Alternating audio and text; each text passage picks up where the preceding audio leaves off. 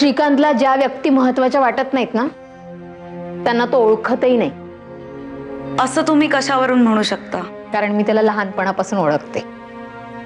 आणि असं मलाही वाटतं.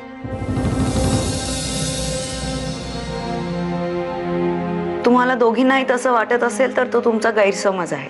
ए बाई, अंजली बाबतचे जे काही गैरसमज आहे ना आमच्या मनात ते आमच्या जवळ ठेवायचे. समजलं?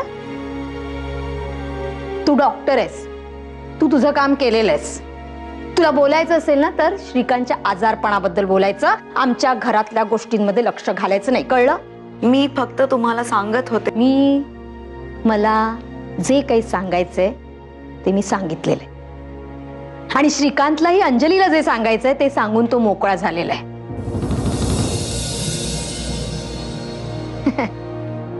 शेवटी खरी नातीच ओळखली जातात ग.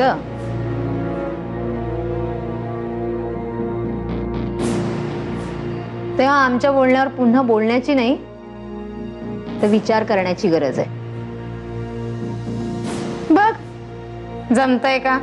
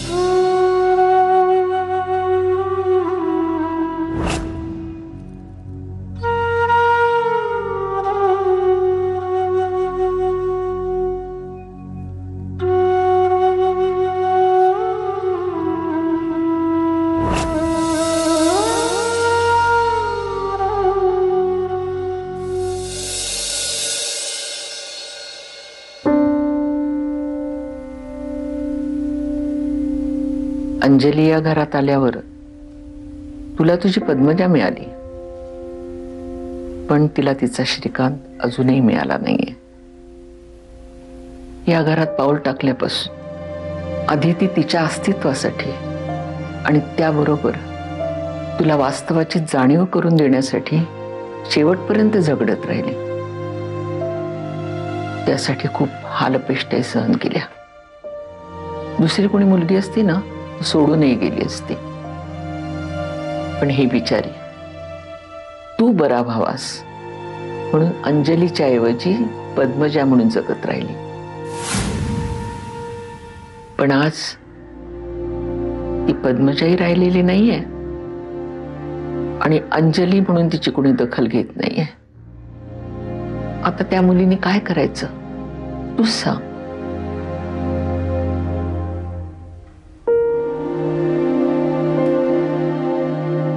तुझा माझ्या बोलण्यावर विश्वास आहे असं समजून मी हे सगळं सांगते. हो, अगं माझा तुझ्यावर पूर्ण विश्वास आहे, पण आत्ताच मला पद्मजा गेल्याचं कळतंय. मी त्या दुःखातून बाहेर येत नाही तोपर्यंत एका अनोळखी असलेल्या मुलीसमोर बोट दाखवून मला असं सांगितलं जात असेल की ही तुझी बायको, तर त्या मुलीचा मी स्वीकार कसं करू? तूच मला सांग.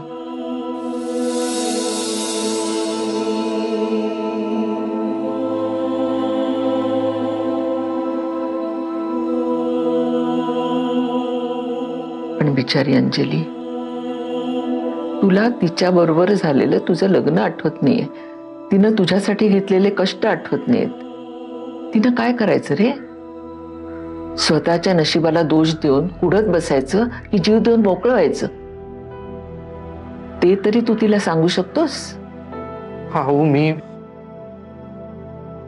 खरंच तिला फसवलेलं नाहीये.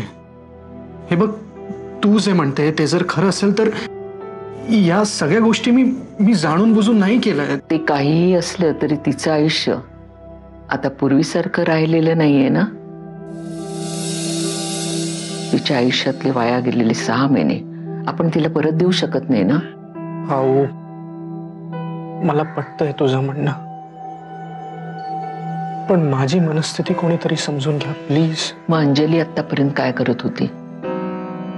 तुला समजूनच घेत होती ना. आता अशी वेळ आली की तू तिला समजून घेतलं पाहिजेस. हो, माझं खरंच खूप गोंधळ होतोय. हे बघ, मला आत्ता खरंच काही कळत नाहीये की. सॉरी. माझ्याकडूनही तुला सॉरी, कारण मी आता थोडं स्पष्ट बोलणार आहे. तू एका मुलीवर अन्याय केलायस असं म्हणत नाहीये मी, पण तुझ्यामुळे एका मुलीवर अन्याय झालाय हे मात्र नक्की. आता अजून अन्याय करू नकोस. समजूतदार आहेस, विचार कर.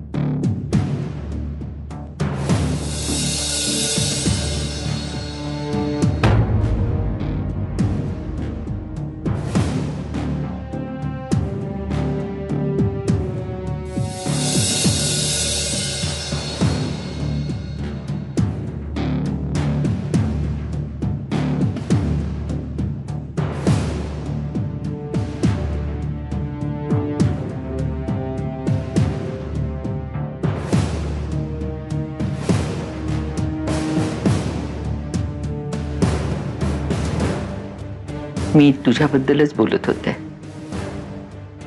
ज्या क्षणासाठी तू इतके दिवस प्रयत्न केलेस ना,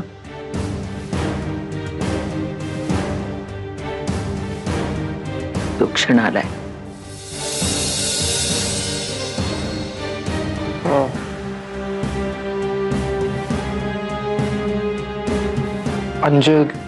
अंजली,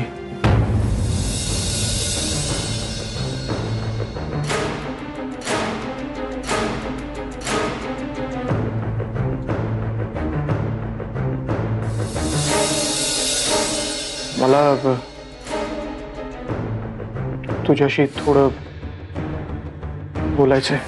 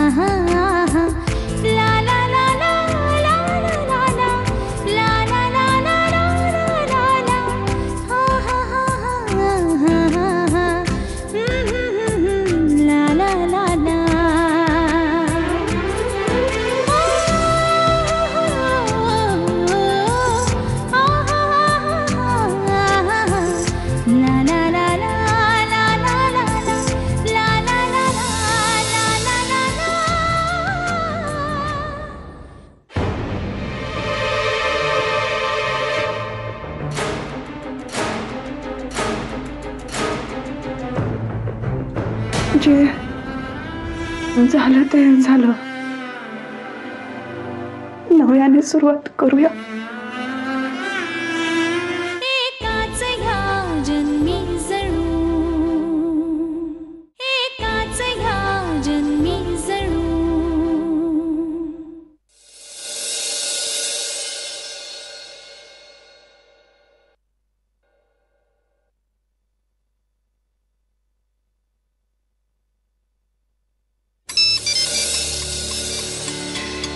हा बोल सरू.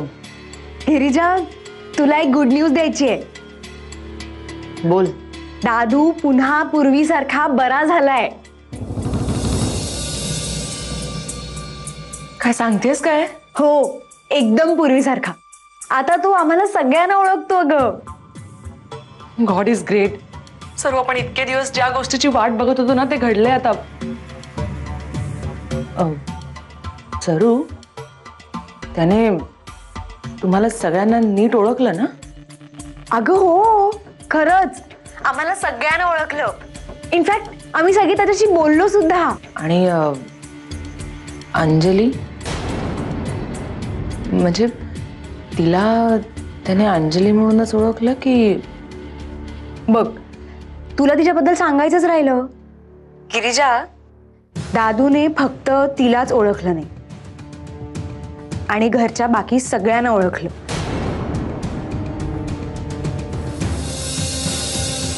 मी तर म्हणते बरंच झालं. सुंठी वाचून खोकला गेला म्हणायचं.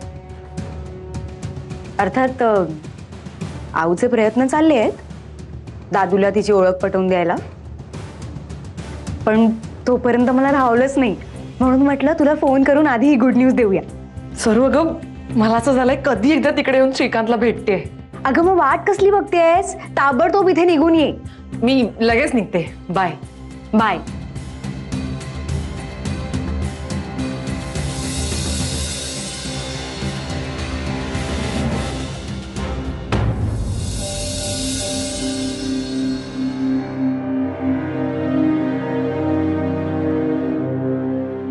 मला आऊनं सांगितलं, गेल्या 6 महिन्यात जे काही केलंस ते सांगितलंय. तुम्हाला खरंच एकही सेकंद आठवत नाही?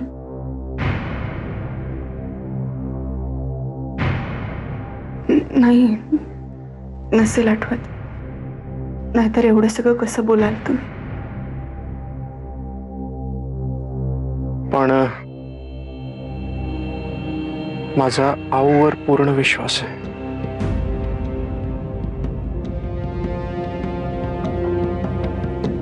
माझाही आणि तुमच्यावरही.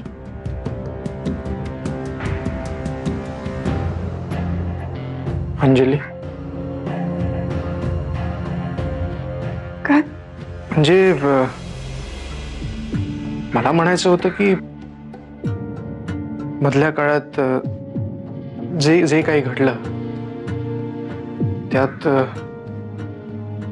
ते माझी चूक म्हणजे तुझी ऑफकोर्स काही चूक नाही.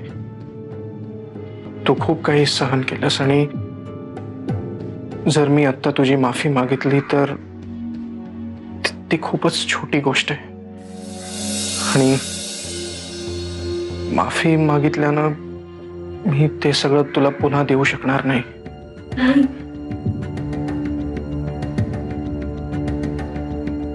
तुम्ही प्लीज माफी नका मागू.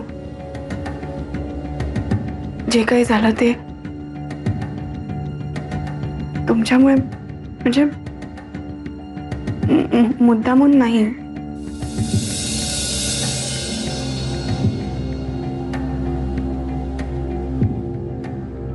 हा तुझा मोठेपणा, पण माझ्यामुळे तुझ्या आयुष्यातले 6 महिने पुसले गेले आणि मी ते तुला कधीच देऊ शकणार नाही. मला नको आहेत ते 6 महिने. तुमच्यावर असलेल्या प्रेमापोटी मी सगळं केलं होतं आणि पुढे जाऊन त्याची भरपाई मिळावी असा असा व्यवहार नव्हता त्या प्रेमात. मला बरं वाटावं म्हणून तू सगळं काही सहन केलंस. माझ्या सुखासाठी तू भांडत राहिलीस, पण मी तुला काहीच देऊ शकलो नाही ग. तुम्ही प्लीज असा विचार नका करू. पुन्हा माझ्या सोयीचं बोलतेस तू. लग्नानंतर एका मुलीची स्वप्न असतात, ती मोडली मी. नाही, तुमची खरंच काही चूक नव्हती. परिस्थितीच अशी होती की. मग तूच मला सांग, या परिस्थितीतून बाहेर निघायला काय मार्ग आहे?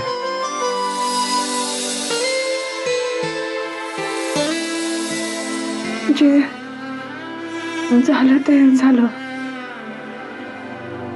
नव्याने सुरुवात करूया. एकाच ह्या जन्मी जणू एकाच ह्या जन्मी जणू. या परिस्थितीतून बाहेर निघायला काय मार्ग आहे? हा मार्ग आहे की नाही मला नाही माहित.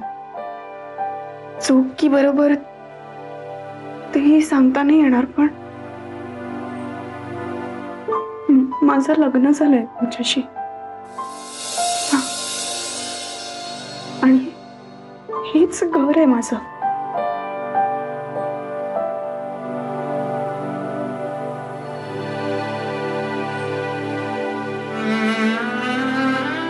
एवढा वाईट वागलो तुझ्याशी.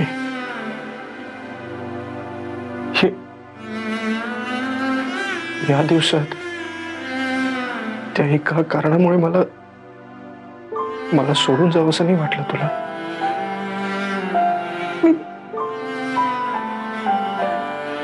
मी तुम्हाला सोडून नाही राहू शकत श्रीकांत.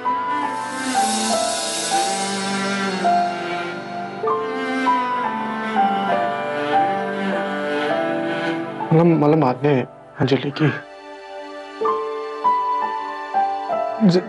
तू खूप खूप सहन केलंस माझ्यासाठी, खूप. पण मी ना खूप कन्फ्यूज आहे ग.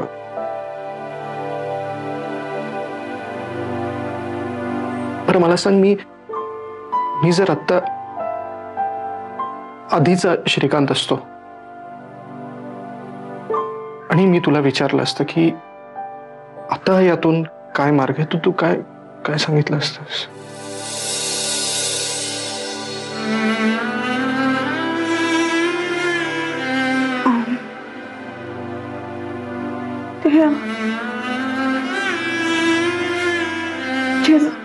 जे झालं ते झालं. नव्याने सुरुवात करूया.